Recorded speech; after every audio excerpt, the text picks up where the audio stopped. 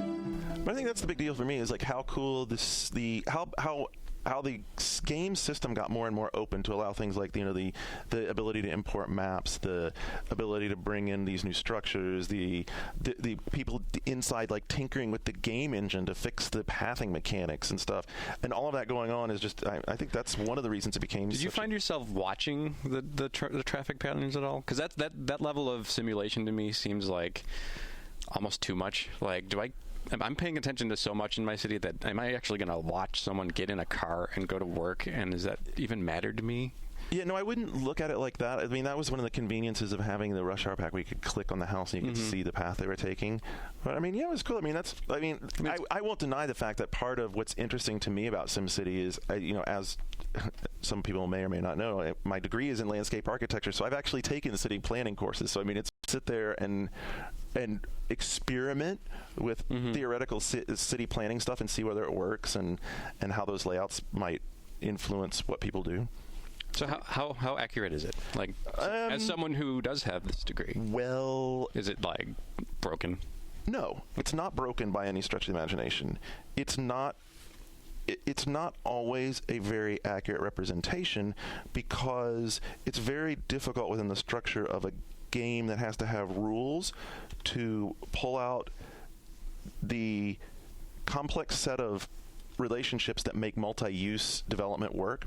So what I'm getting at is that in really good development, you would have, you know, light industry in places, you know, people do that kind of work together, and commercial and residential closely grouped together. But because of the way it has to do the rules for the way different systems influence each other, and especially like the penalties of pollution and traffic and those sorts of things, it's very difficult to get a very, you know, thriving, densely packed, multi-use sort of development going in the game. Whereas, you know, in the real world, you can see, like, that's where modern urban planning has gone, because they've gone, you know, it's definitely gone down you don't see industrial areas just thrown all the way off into the side of modern development. You certainly see that in old development, right? Because I was about to say, you haven't been to Buffalo.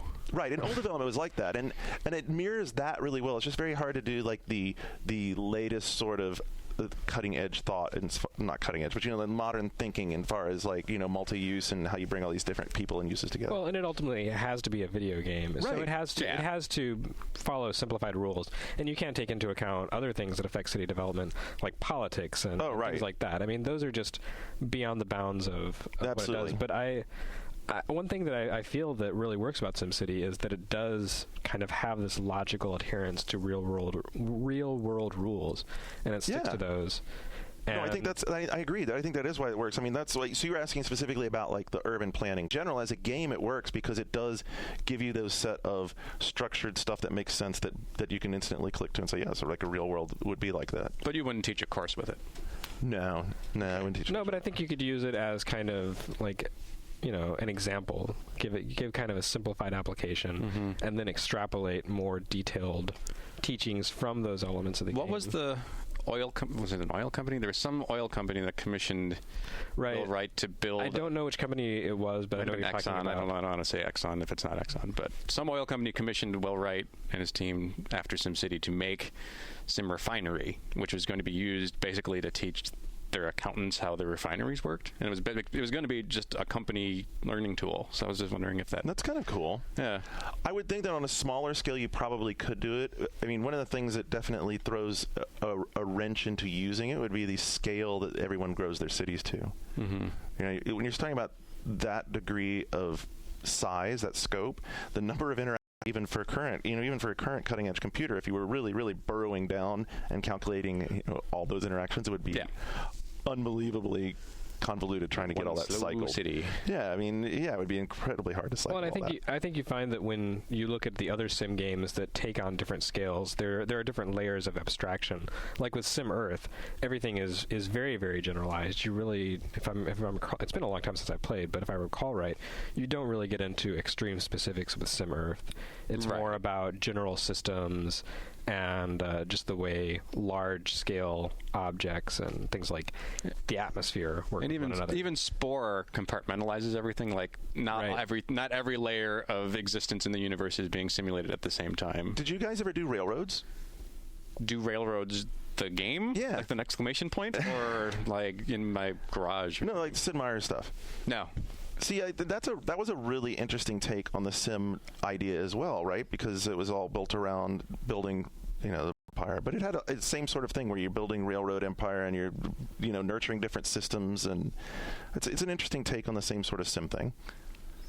It's a whole other show. Some reason. Possibly. I haven't really played that one. I have seen a little bit of what is it called, Densha Dego, the Japanese series, which is where you stop the train at the station. Yeah, it's kind of like a super simplified, super specific version of take on the SimCity concept, designed specifically for train geeks, which.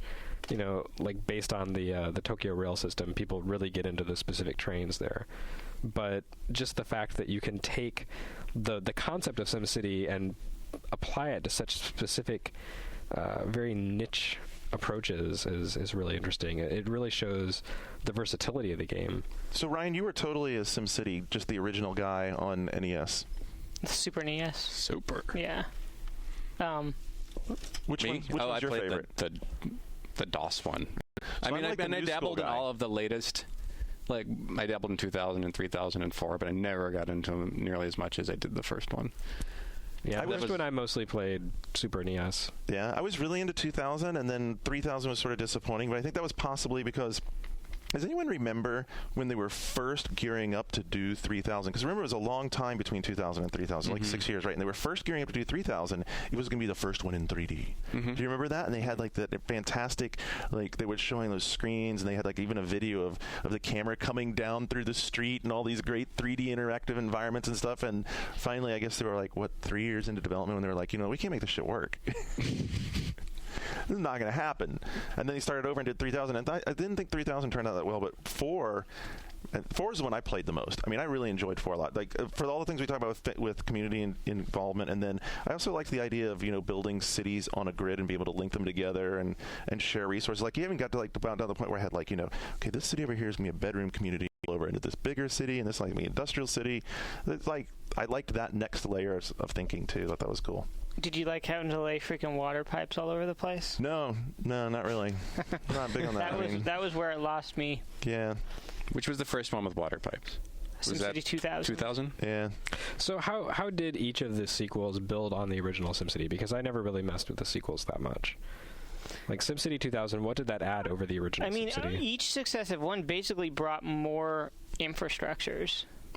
Well, 2000 popped it into isometric. I mean, that was the big deal right that there. was the first that was one with the big jump. elevation, and it was the isometric view, the water pipes, like. And in 2000 would drive you ballistic with the stupid water pipes because you had to like figuring out the 3D space underneath them. You're like trying to put pipes next to each other, but then they're not connected because they're not at the same depth. And you're like, and I'm showing pipes at a different height, which you can't see because you're listening. But he has fingers. And you're like, you're trying to figure out, okay, I need to bring this pipe up, and then you had to do like these convoluted loops and stuff to get the pipes to loop. Oh my God, that was such a nightmare. Right. Advisor, like, sir, they're rioting over Soho, but I can't deal with the pipes. Was 3000 the first one that did multiple cities at once, or was that 4? You know what? 3000 was not something I played a long time, so I really can't comment. I think it was. I think it was. It 4. might have. 4 definitely did. I mean, I think if I remember right, 3000 kind of moved into a broader scope, so that you had to deal with other cities, but you didn't actually see those cities. It was like. you did have external interactions, and all right? That stuff, right? That's right. They did. You had those external Sending a vassal to another kingdom or whatever. Mm-hmm. Right. And they'd come back with cows or silk or whatever. I mean, every successive game, there were more different types of power stations and that kind of thing. And well, yeah, they kept piling on the building diversity. They kept piling on. I mean, they have the little micro eras that you could see your building architecture evolve through, and they kept just adding more and more building types. Like maybe light residential had 3 or 4 in 2000, 3 or 4 buildings, and by the time you got to 4, it probably had at least several. And then gradations within it. You had like light, and then like light medium, and then medium heavy. Like it was. And also corresponding to the property value, how fancy a building was on there. So you started to see like more and more flavors of architecture. And it reached a point where instead of just like being like zone and placing a zone down here, you would just like highlight. Yeah, you could just drag out. So it did some interface improvements. To me, like the ultimate SimCity 5 and SimCity Societies, to me, is a tangent that's like its own thing. I think it's supposed to be. Yeah, which is what they were hinting at all along, unless people really liked it. In which case, this is SimCity 4.5. Yeah, this is really 5. Pretty sure for me that would be very well. Did it sell well? I believe it was. Well, it has SimCity in the title. I'm sure at least people bought it. But for my Tilted Mill, I mean, we saw it a long time ago, and did you go with Jeff and I when we went down and saw it at EA? Yeah, I wrote the cover story. I'm sorry, I couldn't remember. I apologize. I couldn't. A lot happens at. I apologize. What was your take on it? A cover story was fairly generous. I thought it was pretty cool. Yeah, I mean, like that was. I was the audience for that game. It's like they were catering to the people who thought SimCity had just gotten way too complicated and, didn't want to have to read some like big 200-page manual to understand what the hell. I didn't play a ton of Societies, but I played enough to realize that maybe it wasn't for me. But to me, it reminded me if The Sims is kind of the SimCity equivalent, then like Viva Pinata is SimCity Societies. Societies was very easy. Does that make sense? Because when I started playing Societies, I was doing specific things like, all right, you need 3 clown buildings in order to build the better clown building. It was very specific, discrete. That sounds very RTS-ish. Okay. Well, you basically got the equivalent of achievements for the things that you did. Right, but it was very, very. And if you didn't play Viva Pinata, the way that works, it's a simulation, but it's kind of dialed back to you need 3 tafflies in order to come into your city, and so there's very discrete rules. Oh yeah, your garden. Whoops. There's discrete rules, and it spells them out really clearly for getting the next thing to unlock to put in your city that looks cool. So yeah, I mean, it was a social experimentation simulator, right? Right. I mean, it kind of struck me as being something in between SimCity and The Sims, where the hardcore infrastructure wasn't the point, and individual citizen life wasn't the point, but sort of somewhere in between, like how social interaction affects the development of a city. Yeah, definitely. I think that's absolutely what they were going for. I think Tilted Mill said as much when we were down there. Right. This is all about... It's called the Societies. City as a character. Yes, yeah. Yeah. And it does touch on some of the things that we said that we liked early, at the very beginning of this podcast, like developing these different societies and molding the people and the way they do their, go about their business. I don't know, it didn't strike me either.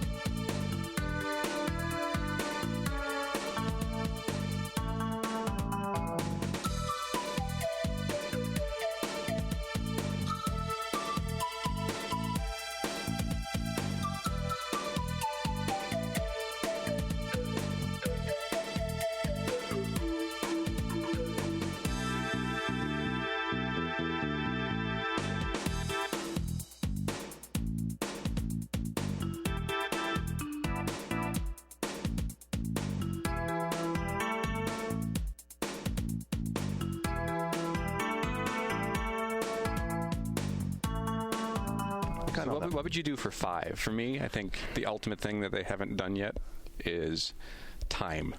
Basically, like starting something like Paris in the 1700s with very completely different structure, and then I don't know how you'd advance through time. Maybe there's a discrete. So you would have like epics and eras and things like that. Yeah, like so civilization. You might start in sort of, say, if you set it in America in the 1700s. So it might start in like a colonial period, and then you'd go through a revolution, and then industrialization, and so forth. And how you would adjust to that as the dynamics, the social rules change. Is that what you're saying? That is what I'm saying.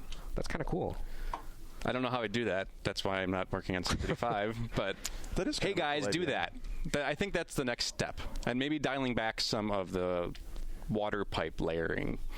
I mean, that's all those things tedious. were good things. But I don't know how far back you'd want to go. Like, if you picked something, they'd probably do that as Mesopotamia. Like, it would be kind of cool to see how that city might turn into something that exists today. But I don't like. See, for something like they might not call it SimCity 5. They might call it like SimCity Eras or something, and present that as a spin-off. You're a branding guru. Very smart when you put our heads together. Definitely. But I do like that idea. That has a lot of appeal.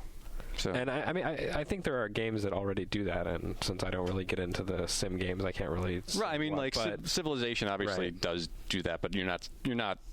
If you click on a city, you're not managing a city in any way, shape, or form. It's a much more general kind of game. Yeah, and maybe there is a game that does this that I'm not thinking of, but not that I can think of. I mean, the most prominent spin-off for SimCity is got to be the City Life games, right? I guess so. I mean, I think those are the big. You know, they took it into 3D. You have New York City. It has all of the districts of New York City with their own unique personality, and you can zoom down in and hear the people talking, and they have the character of the neighborhoods. Are those actually, when you say spin-offs, are those actually like legitimate Maxis spin-offs? No. Like the other company. He means knockoffs. Knockoffs. Gotcha. Sorry, did I say spin-offs? Derivatives. Yeah, derivatives. Sorry, knockoffs. I meant knockoffs. Apology. So, I mean, I think they're probably the big ones. You asked about SimCity 5. I think I would, if you're going to stay SimCity as the audience, you know, really vocally said, you need to still keep it a SimCity game if it's going to be SimCity in the first place. So stick to the basic premise. I really like the idea of going further into into developing the relationship among the people living in the city and what they do and how they get around and all those things that make it come alive. Because the focus, here we are talking about water pipes and electricity. So the focus of the early games was very much on the mechanics of building a industrial infrastructure to run a city. I think that it would be really cool if, like, as it evolved, it became more about what does it take to have the human infrastructure working inside the city. And I think that would be where I would go with it. I want to explore Garnet's RPG connection a little more. I want to level up my mayor, and I want him to fight boss battles. When I have alien abductions happening for a while, I want my army to level up and be able to fight off the aliens eventually. Can we get some rhythm elements in this thing? Hot. Yeah. Patapon City. There you go. We have the answer. Have any of you guys ever played Tropico? Yeah, Tropico was a blast. Tropico was so rad. Fun. That was when you were like the governor of the dictator of a banana republic, right? Yep. Not the store, right? No. That would be pretty awesome, though. No, those are called managers. Those not if you've worked at one. The original Tropico I thought was like the best SimCity since the first SimCity. Yeah, I heard a lot. I only played the first one. It was really good. What? I've heard a lot of good things, but never cracked it open. Tropico was cool. It was good. Like the people, like there was a whole like political thing where you had to keep all the people happy, or they'd get mad and like riot and kick you out of office. And so coups, basically. Yeah. And like the game. That's a good idea. I think the game would end when that happened. Like, it definitely had this very cool Caribbean vibe to the. It was very well concepted and put together, right? Yeah. I like that. So if you're into Sims, so that would definitely be one to check out. Tropico is one of the best ones, if not the best. I didn't ever play the sequel. The sequel was stupid. So that's good for knockoffs, but how about some of the spin-offs? Like, did you guys ever really get into Sim Ant, Sim Earth, things like that? Played a little bit of Sim Ant. Do you know? I touched Sim Earth barely. I think I got the Super Nintendo version of that one too, and I didn't get it. So I don't think that one worked as well on Super NES. I remember playing it on Mac a little bit, and mostly I remember being impressed because it was in like 1991, and my friend had a Mac capable of doing millions of colors, and I was like, wow, Yeah, so cool. pretty. But but I don't really remember that much about the game itself. Just that, wow, it looked really pretty in millions of colors. You know, I didn't, and I never fell into the Sims trap at all either. I tried to That play. is the one that Got you? roped me. Yeah, of all the spin-offs, I mean, I don't even consider that a spin-off. It's its own thing, even though it kind of was at the time. Which one? Well, that's The good Sims. because you can talk about it for us. And since really this whole podcast is inspired by Recover, right, on GFW. Which issue was that? Was that the April issue? That was the April/May 2008 issue. On Excellent. stands now. Check it out, kids. But yeah, I would be curious to hear your take on The Sims, because that's another one of those games that I thought was a really neat concept, and then I sat down to play it, and I was like, you know, I don't really have enough of a mean streak to make this fun. Like, the most interesting stories I hear about are people like Sharky. I wish he were on the podcast, because Got a he lot of mean basically stories. he like exists to grief virtual characters, imaginary characters. That's what he does, and he's really good at it. Especially when Sims 2 came out, he was just like, Oh yeah, he was a all about savant. getting people in front of the barbecue and catching themselves on fire and putting him in the pool and taking the ladder out and watching him drown. But I don't have that mean streak in me, so it was just kind of like, you know, I'm living my own life, and I don't really need to look at someone else's imaginary Well, life. okay. Here's the problem. Here's why I got into The Sims. At the time, I don't think I had a life, so it was a substitute. And I think that I should stop playing The Sims is when I was, and you should not play The Sims like this. I'm not advocating this at all. I basically made, and I didn't realize it till later, myself as like my main sim, and then, you know, things happened in his life that I eventually realized that, like, hey, this is kind of how I'd like my life to be, and it's not, and this is really disturbing me, and I should stop playing this now. Ooh. So do not play The Sims like that. But that is why I played it. That's kind of a cool story. Months and months, because That's how I played Ultima You seem so Online. well adjusted. It's very strange. yeah, it is very It strange. worked out very well. It's like great therapy. $39.99 therapy. I had Much cheaper than a therapist. When was that out? 2000 that came out? Yeah, right because I around. had just broken up with my first boyfriend, so I decided that I was just going to like sink myself into games. Who cares about this? I was playing EverQuest at the time a lot too. Oh goodness. So this is what got me off EverQuest. So I guess in that sense it's good, well, yeah, I guess it is good that it got me off because EverQuest. you can play but- Sims for free every month. You know, I would love to hear. I mean, I'd love to hear like what the people who worked on The Sims in general, like the designers and everybody, thought about that, because I think that's a really interesting story. Like, I played the game in the manner that I wanted my life to work out, and that's really. I mean, there's not many games you could say that about. There's not many. And the fact that it let me do that, like I had like, you know, my new boyfriend move in, and like, you know, my relationship was going really well.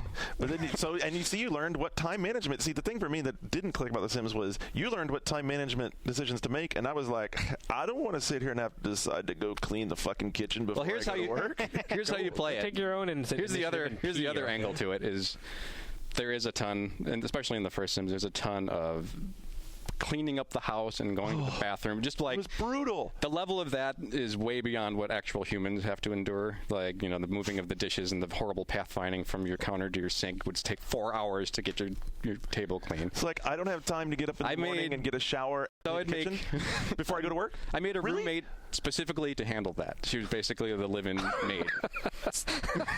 Brilliant. So that was her whole thing. So the other people could kind of, you know, do Chill their own thing and while be the other one happy. was cleaning up. Yeah. Because the terrible thing is you can't, like what killed me was you couldn't have happy people and keep them happy, because the rest of their life would go to shit because they were staying happy. Yeah. It was, Right.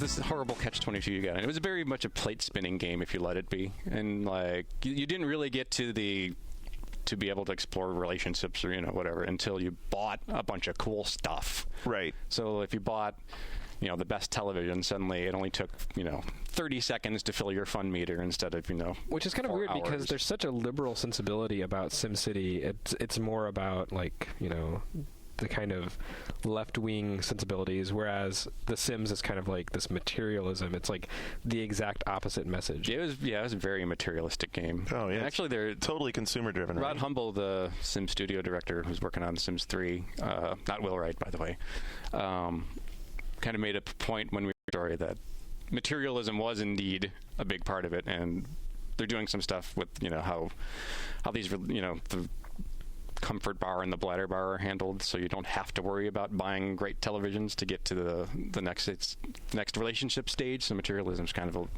lesser part of it. So if you have a plasma TV, you still have to worry about your spastic bladder. Yes, it's very unfortunate. I guess you could buy a toilet couch. I'm sure someone would make or something install like a that, urinal in the living room. I'm sure someone out there has made a toilet couch because people make items for this game all the time. What do you mean made when I have one at home? Oh. But I can actually kind of relate to what you're saying about Sims as sort of an analog for the life you'd want to lead. I didn't actually play like that, but my girlfriend at the time when the game first came out moved to Japan to work in a language program. So, we were spread across the planet from each other. So when she was playing, she kind of made like our own little domestic situation and would tell me about it occasionally. And it made me sad. I was like, it'd be nice to actually have that in real life, but you're way over there and I'm not. It's a very powerful thing and very sad and very awesome at the same time.